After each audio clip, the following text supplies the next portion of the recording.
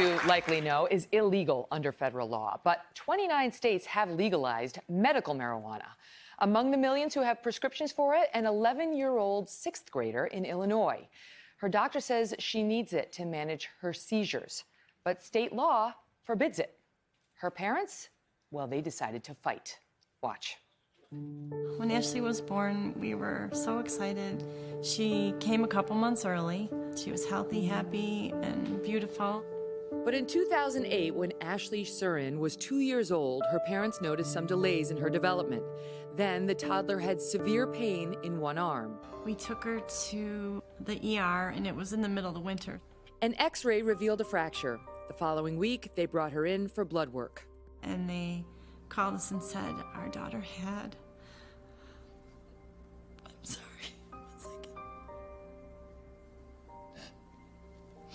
Our daughter had abnormalities and blasts in her blood, and we should go to an ER immediately with her. Doctors told the Surins devastating news. And they told us she had leukemia, and we had to start chemotherapy treatments immediately. For more than 2 years, Ashley endured grueling doses of chemotherapy. Jim and Maureen say the side effects of the drugs triggered daily seizures. But finally, in 2011, Ashley's leukemia went into remission. But the daily seizures continued for 6 years, taking a toll on her body. She spent most of last summer in a wheelchair or having to have our arms underneath her to help her walk around. We always were hearing about medical marijuana and the benefits of it and how it eliminates the seizures. So my husband and I, big lumps in our throats, thought, oh wow, this is a big step. Last August, the family was referred to homeopathic physician Tony Bark, who prescribed medical marijuana for 11-year-old Ashley. She has 2 qualifying conditions: to be a legal medical cannabis user, seizure disorder, and cancer.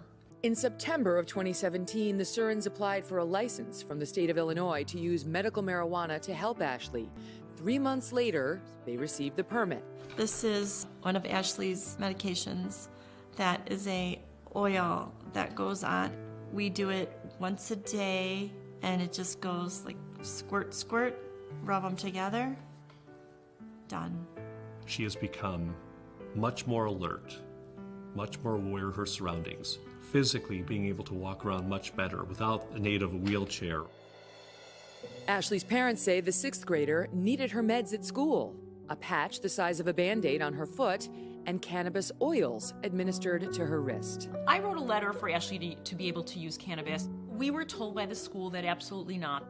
And I said, well, okay, then we will take this to court. My daughter was being denied school. I didn't hang up on him, I didn't yell at him, but I did tell him that I'm sorry too. It just doesn't seem fair or right. But I'm gonna research a legal side to this to see what my daughter's rights are. And that's exactly what they did. Joining me now, Jim Sirin, Ashley's father, and Steven Glink, who's the attorney for the Surin family. Thank you both so much for being here. Thank you. Thank you for having us. So you refused, as you had from the moment Ashley was diagnosed, you did not give up. You decided to fight. Yes. This child's been through hell. I mean, she had years of chemo, which you had to administer through a tube in her chest, and came out of it, right? She went into remission. Yes. But the seizures were a different matter. Correct. And when the school told you you were not going to be able to manage them at first with medical cannabis, what did you feel? What was your reaction? I felt helpless because after all the stuff that she's gone through, what we wanted to do is sustain that level of health and happiness. The medical marijuana was a great benefit to her, and it has been a great benefit to her. She's had maybe 1 major seizure in almost 2 months. She's had maybe 2 or 3 little ones in the middle of the night that were regulated. But it's How does that compare to what it was before? It was horrible. She would have 1 to 3 major, total head drops, or her whole body would collapse. Someone would have to shadow her at school. We'd have to shadow her at home all day. It was 24/7. The seizures did not take a break at all. and she was on 3 anti-seizure medications.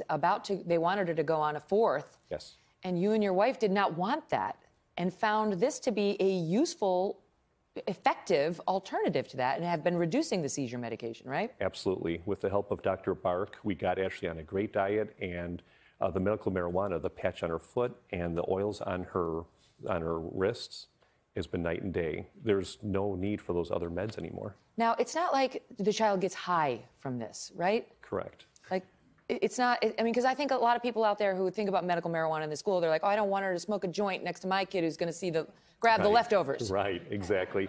I think, and that's kind of the way the law is kind of written also. Everyone thinks it's somebody rolling up a joint or doing a 3-foot graphic or doing a one-hitter. Like in the 70s and the 80s. What have you heard? Wondering. Allegedly. Allegedly. That's another story. Well, it's all confidential, don't worry. That's right. Yeah.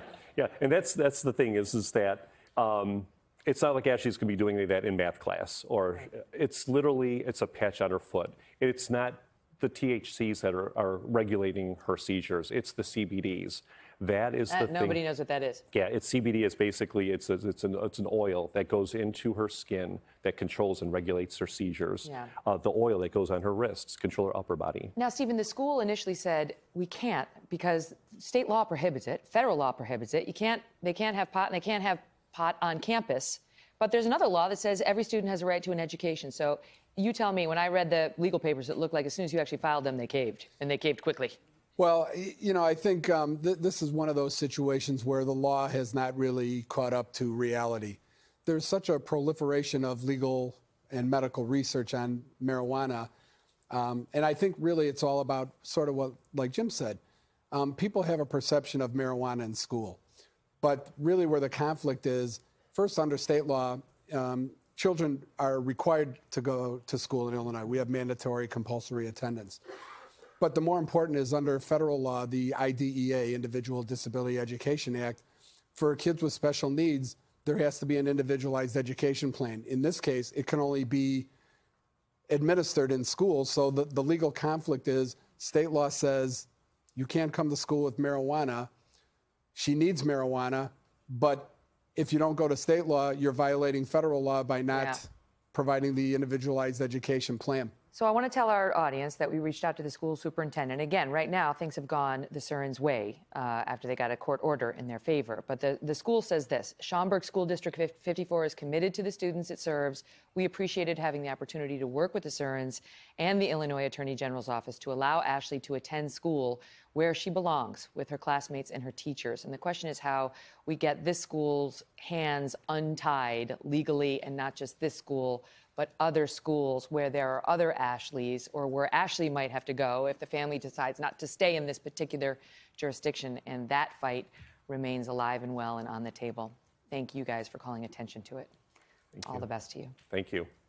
Hello, Today fans. Thanks for checking out our YouTube channel. Subscribe by clicking that button down there, and click on any of the videos over here to watch the latest interviews, show highlights, and digital exclusives.